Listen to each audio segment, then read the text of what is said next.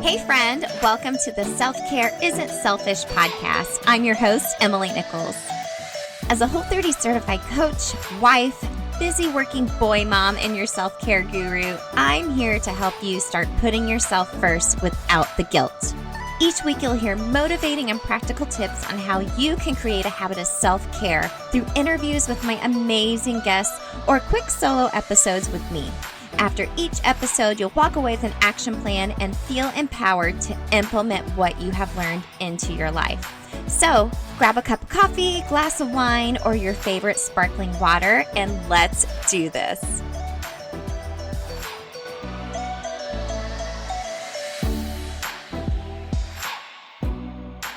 You're listening to episode 62 of the Self-Care Isn't Selfish podcast. Hey friend, I'm so glad you're here, and I would be even more excited to see you over in our free Facebook community. So there's a link in the show notes to join us, but each week on Thursdays, I am hosting free little mini workshops, just giving you a template to help you take action based on the guest for that week on the show or the theme I was talking about on one of my quickie episodes. Because, it's great to listen to a podcast, and especially about self-improvement and mental health and self-care. But if you're not taking action, then what's the point, right? So I want to help make that easy for you and help you take action. I know you don't have a lot of time. And from what I hear from all of my clients and friends, the biggest obstacle is time and just actually doing the dang thing, actually making time for self-care. So I'm helping you do that each week in my Facebook group. So click the link in the show notes to join us. This week's workshop, we are going to be talking about the benefits of writing things down, putting your thoughts, emotions, beliefs, whatever's on your mind into either like a Google Doc or just writing it down pen to paper in a journal.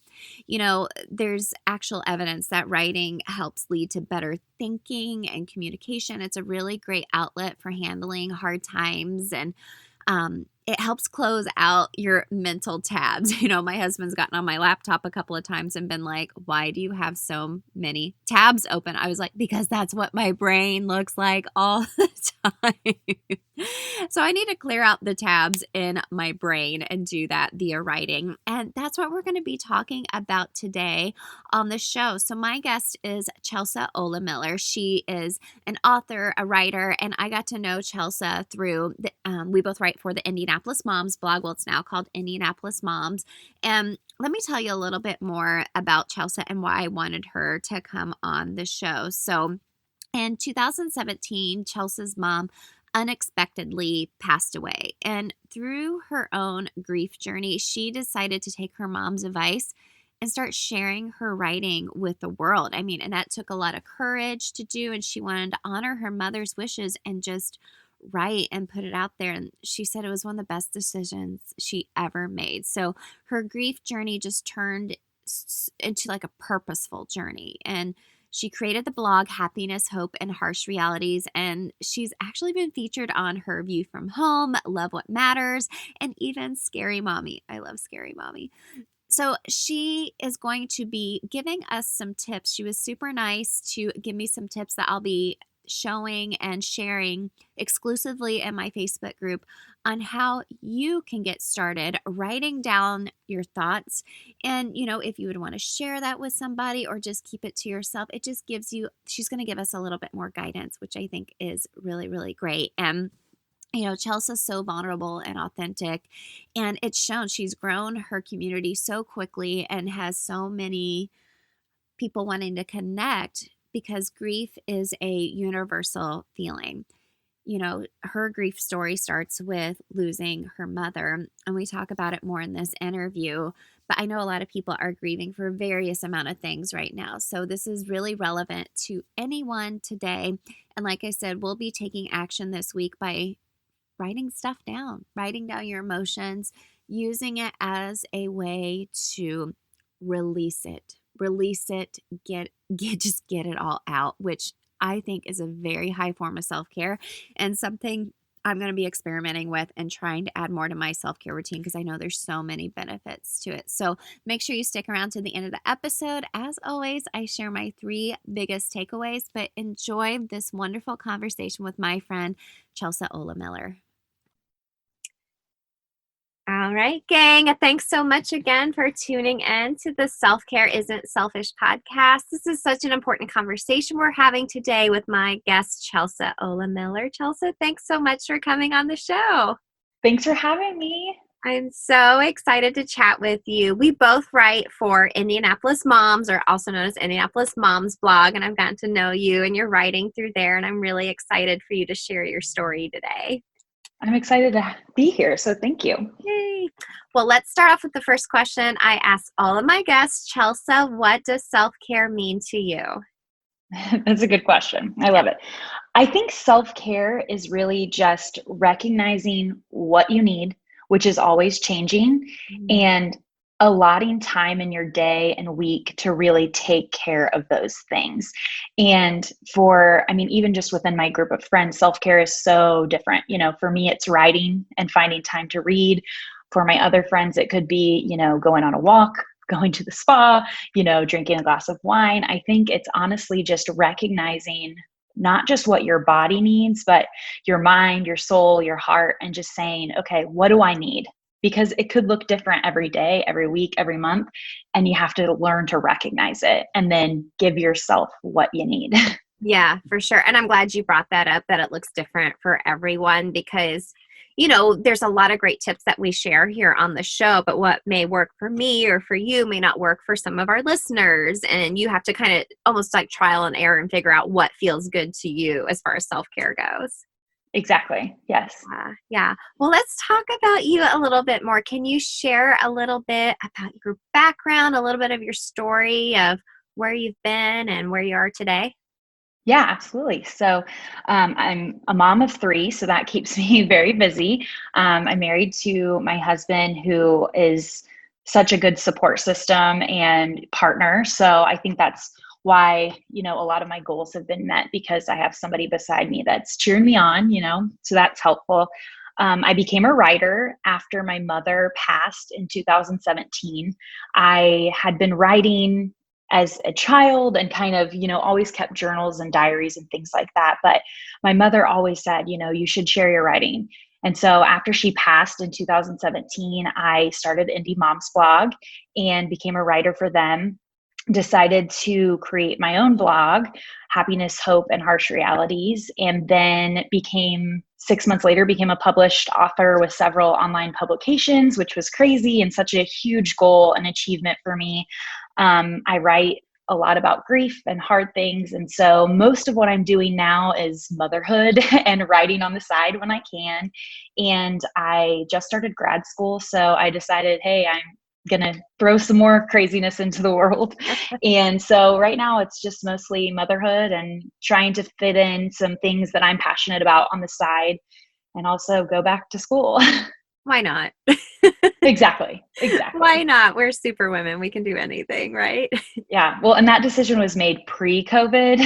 Oh. And it was, applied for, months before COVID hit. And then right when COVID hit, I got accepted to the University of Alabama for journalism.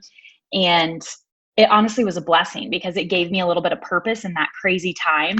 So it was a little bit of self-care, a little bit of, hey, I'm going to do something for me while we're stuck at home. And it worked out perfectly. So that's wonderful. I want to take a moment and honor your mother a little bit. Can you tell us a little bit about her or share some fun things about her? What made her your mom, Yeah, absolutely. So the first thing, her name was Rita Estelle. She was her family was French Canadian. So the first cool thing about her was her entire family spoke French. And I always thought that was cool growing up because it was just something special for our family. I never learned well. I could only listen and, I didn't gain that, inheritance. But, that was neat about her. She was an excellent baker. she was just the kind of mom that every kid deserves, that every kid should have.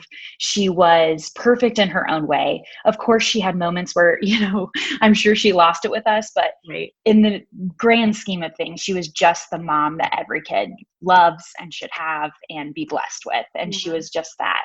And so she was only 57 when she passed.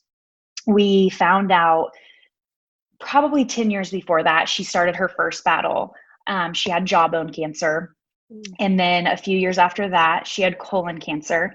And then a few years after that, she had breast cancer. And the weird thing about all of these is that it was not something that, it wasn't, I forget now, my mind's going blank of what you call it, but they were not connected. So Okay. each one was a separate disease and incident, which is very, very rare. So by her third cancer diagnosis at such a young age, her first one was in her 40s, and they decided to do some testing. So she ended up finding out she had Lee-Fermini syndrome, which is a very, very, very rare genetic mutation. And it basically has the body get one cancer after the other after the other. And most of the people that have this syndrome actually pass away when they are a child. And it's found out very young. So she was very blessed with, a great life, a great marriage, a great motherhood, all of those things, and found out later in life. So that was a positive of it all. But she was given 3 years, and then she passed away 3 months later. Yeah. So I always like to say it was unexpected, even though a lot of people will look at it and say, she lived 10 years with cancer. How unexpected could it be? But it just came on so quickly. And like I said, she was only 57. I'm in my 30s. So none of my friends had lost a parent. Nobody knew what that looked like. And so losing her put me in this place of, I really had to dig deep and search for how to recover from something like that when nobody around you knows what Yeah. that's like. Yeah.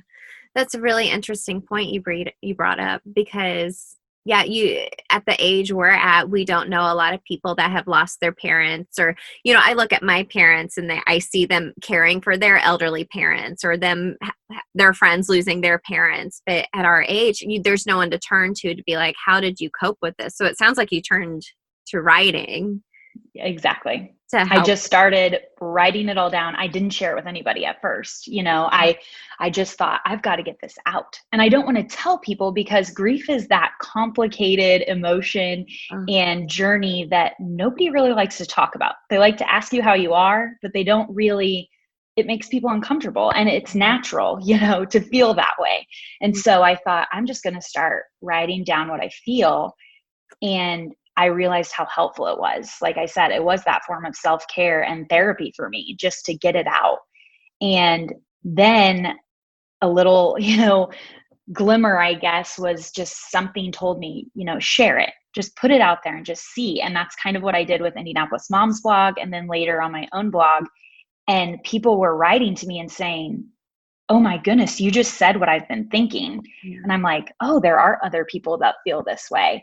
And it just became this community of awareness of the feelings that we feel, some that we're ashamed of, some that we're proud of, some that we're, maneuvering through, trying to figure out. And so it just became this community of, therapy for everybody, I think, and just helped me so much. Well, grief isn't a linear journey, and just like self-care, Right. it looks different for everybody and how you experience that and feel that. And I'm sure as it is something that never goes away, it comes and back and forth in waves, or a moment or a memory could take you right back there. But the biggest thing is people can realize they're not alone in the way they're feeling, and what you're putting out there with your writing is such a great way to connect other people who are feeling that same way. Right. Well, and you said it perfectly. I don't think people always realize that people grieve differently, even with your siblings, even with your parents, even with others in your family. Everybody grieves differently, and it's a different journey. And, a lot of times you hear people say, like, time will heal your wounds, or time will help. And really, it only changes your perspective. It takes a little bit of the burn and the sting and adds a little bit more appreciation and joy, but the hurt is always there, and it looks differently for everybody. So that timeline, of perspective changing and growth and healing is completely different for everybody. I had Amanda Clark on on an episode way back. She's the founder of Cocktails and Chemo, and she was writing for Oh Indie yeah, I love blog her. too. She's great. Yeah. She talked a lot about her husband Joe and his passing and cancer journey, and we talked a little bit about what not to say and like how people would be like, oh, he's in a better place, or a lot of times it was more about their feelings or feeling uncomfortable, like you mentioned, more so than the person who's grieving. And the biggest thing is just to be there and just to listen as one of the easiest Absolutely. ways to help someone. Yes, absolutely. I wrote about that actually because, when you go through a grief this deep, you realize what you should say and what you shouldn't say. And ultimately, anything you say is helpful. There are things that people say that they think are good, but really, actually, you think, no, don't say that. It hurts. Like it hurts when you say that, but ultimately, everybody that's grieving knows people mean well. And, they have your best interest at heart, but nobody really knows what to say and how to, go about. And the biggest thing, like Amanda said, is just keep showing up and keep being there for them and supporting them and just listening, because that's the best thing you can do. How's that saying go? Oh yeah, all things are possible with coffee and mascara. Well, that's certainly true for me, and I love to have my coffee every morning after my workout, and I don't really leave the house without mascara. So my fellow blondies, I know you feel me on this. But gang, check it out. Having my coffee every morning is part of my self-care routine, and I always take my coffee blended with Nutpods and coconut oil. So Nutpods is a dairy-free creamer. It's made from a blend of almond butter and coconut cream. I love the French vanilla flavor. It's my favorite. It's super yummy, super smooth, but even better, it's Whole30 approved. So gang, head on over to nutpods.com and use the code EmilyNichols22 to get 15% off your first order of Nutpods. That's EmilyNichols22, EmilyNichols22. And let me know once you receive your Nutpods what your favorite flavor is and how you take your coffee. So remember, just head on over to nutpods.com. We're in such a weird time in our history right now. And I feel like people are grieving in a lot of other ways right now too, like grieving the loss of, graduation or prom or Absolutely. events that didn't happen or hopes and dreams you had that just aren't having, or even your kids starting school in a traditional way and they're not. And I feel like people don't understand that it's okay to grieve about those things. Absolutely. Wow. And people don't realize that it is grief. I had a friend call me over, the pandemic when all of this was going on and we were still completely shut down. And she's, explaining a situation. And at the end, she said, I just don't know what I'm feeling. I don't know what that is. And I said, that's grief. Yes. That is the empty feeling in your stomach. It doesn't, yes, we recognize it at the loss of somebody, but it's at the loss of things too. It's a different kind of grief, but that's what it is. It's when something from your life has been taken from you, whether it be a moment or, a graduation or your kids going to kindergarten. That's grief too. That empty feeling of loss is grief. That empty feeling. That's a really great way to put it, for sure. How has writing helped you during your grieving process? I know we talked a little bit just about connecting and hearing from others, but how else has it helped you? Yeah, I think it helps organize my thoughts and my feelings, and it gives them a place to go. And not everything I write, I share. There are a lot of things that I just write for myself. But I think ultimately writing for me is just this place to release the emotion, release whatever it is I have going on. And that's, for me right now, writing is so new that it just comes quickly and I never know when to expect it.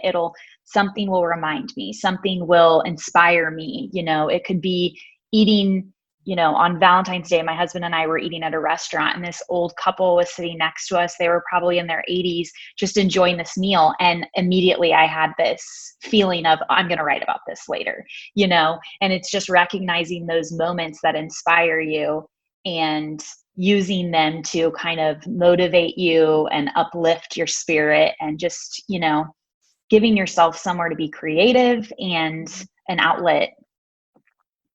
Do you write pen to paper, or do you go to a laptop?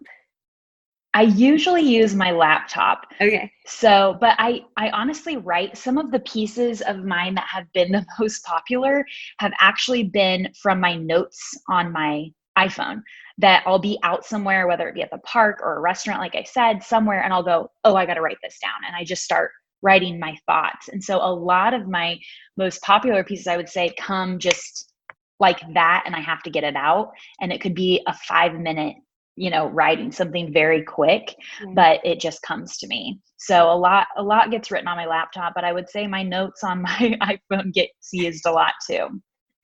I've been trying to write more because, like you said, it's a way to organize my thoughts and get things out. A lot of times I'll do like a brain dump for the week and just write everything out. Like I have to like write it down and then put it in like my Google Calendar and all the things in regards to that. But I keep a gratitude journal and I write a little bit in that, but I'm trying to start doing like what I'm going to call morning pages. Like after my kids go to school, just take 5 minutes and just go to a blank notebook and just write and just see what comes out. And that's been really hard for me to start doing. Yeah.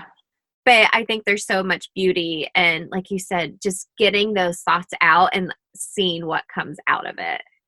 Yeah, absolutely. And it, like you said, there's so much beauty in looking back at it, because I look back when I first started like I said, my mom passed in 2017. So I didn't really start blogging in 2019. I mean, I've only been doing this about a year, and like truly with my own website and other publications. And so when I look back to the very first things I've written to now, and just seeing where my headspace was, where my heart and my soul were, it's just such a different place. But it's beautiful in a way to go back and tell my readers and my viewers to say, go back and read some of the first things I wrote and see how I felt then. And I'm still hurting now, and I'm still on my journey now, but it's transforming and it's moving. I always tell people, grief is not a place to stay. It's a journey. It's not a place, it's a journey.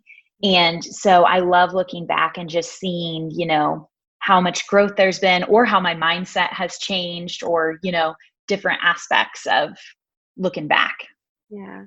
Yeah. I need to start doing that. I need to write things down. I'm sure there's some type, I'm going to have to look up after this episode, some type of scientific connection to writing things down. Well, and there's like, what is the connection that says like, you have to do something for 2 weeks before it becomes routine or whatever. So yeah, for sure. Well, your blog is called Happiness, Hope, and Harsh Realities. And you really are just speaking your truth and being so vulnerable. And you've grown so quickly. How exciting. Oh, thank you. Yeah. It's just, I feel like I try not to, sometimes as an author, you want to look at your numbers and all of those things. And I do. But the biggest thing for me is when somebody that I don't know messages me and says, you said what I've been trying to say, and I didn't have the words. And I cry every time I read those, because I'm like, that's why I'm doing this. And every time that I get a message like that, I'm like, this is my mother's legacy as much as it is mine, And so it's such a beautiful thing. And I'm so grateful to have this voice that is helping even just one person feel less alone, because sometimes the people that surround us love us so much, but they don't know what we feel and what we're going through. And so I've just been so grateful that I, listened to my heart and followed this dream, because it's just, something I'm really proud of. Well, I was just going to say, I think sometimes we don't listen to that little whisper, or our heart sometimes. Maybe that little whisper was your mom nudging you, like, go, exactly. Go do this. I know you can do it. And I absolutely yeah. So. Well, and speaking your truth and being so open and honest like you are, I think that's where the growth is coming from, because people see that true transparency that you're giving out there. And like you said, it's happy times, hopeful times, and there's just some really crappy times sometimes too. And that's just reality. Exactly. Yeah. Exactly. Yeah. Well, Chelsea, thank you so much for sharing your heart. Thank you for sharing your mom with us. I'm really touched each time you put a piece out there, and I really am excited for the direction that your blog is going and all the traction you're getting. That's really, really amazing, and I'm so happy for you. Where can everyone connect with you online and read some of the amazing pieces you've put out there already? Yeah, so you can find me on Facebook and Instagram at Hope and Harsh Realities. And then my website is www.hopeandharshrealities.com. So you can find me on all of those places. Wonderful. I'll make sure to include a link in the show notes so everyone can follow you there. But Chelsea, thank you so much again for coming on the show. Oh, thank you so much for having me. Your podcast is just uplifting and so inspirational. And I love all the different voices that you share. And so it's just such a unique community. And I absolutely am honored to be here. So thank you. Thank you so much. That makes my heart get like 10 times bigger. Thank you so much. Oh, it should. It should. Chelsea, thank you so much for coming on the show today and just sharing your heart with us and sharing your lovely, lovely mama with us. And I'm so proud of you and what you are doing with your writing and how you are just connecting with people and building a community. So thanks again. I'm so, so proud of you. So gang, let's share my 3 biggest takeaways from this conversation from Chelsea. Number 1, grief. It can look so different for everyone. And like we mentioned, it's not linear. It can even look different for people within the same family grieving over the loss of the same person. And I think we need to recognize that and know that sometimes grief doesn't end. It comes and goes in stages. And sometimes it's just about showing up for others and thinking about others above yourself. I know through the past 6 months or so, this season we're in, if you want to call it that, like we talked about, there's a lot of different people grieving for various different reasons. And maybe you don't recognize it as grief, but we are grieving things that didn't get to happen, or hopes or goals or dreams that we wanted to happen. And it's okay. This is still a journey, and you just can't get stuck there. Recognize it and don't get stuck. And lastly, my third takeaway from this episode was just all about writing, getting all of those emotions out. This is a good way to get unstuck from your grief. Like Chelsea said, it is a journey and you're going to have ebbs and flows, and that's okay. But sometimes you need to find a way to release all of those feelings and emotions.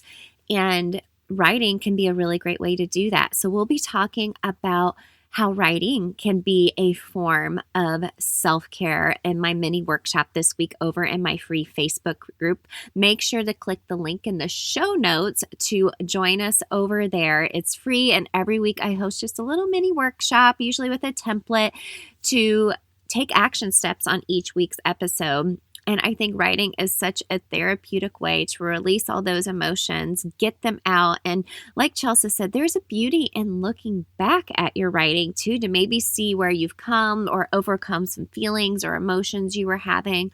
You know, there's a lot of other ways you can release these emotions as well. But I think writing is a really simple, accessible way to release those emotions. So if you would like to read more about Chelsea and connect with her over in her community, I will make sure to link her in the show notes so you can connect with her. And like I said, come join us over in my free Facebook community where we'll be talking about writing and releasing your emotions as a form of self-care this week in our workshop. And tag me on Instagram. Let me know that you're listening to the show at Emily Nichols22. And Chelsea, again, thank you so much for coming on the show. I so enjoyed this conversation with you and getting to hang out with you for a little bit too. So thank you all so much for listening, sending you all lots and lots of love. And remember, self-care isn't selfish. See you next week.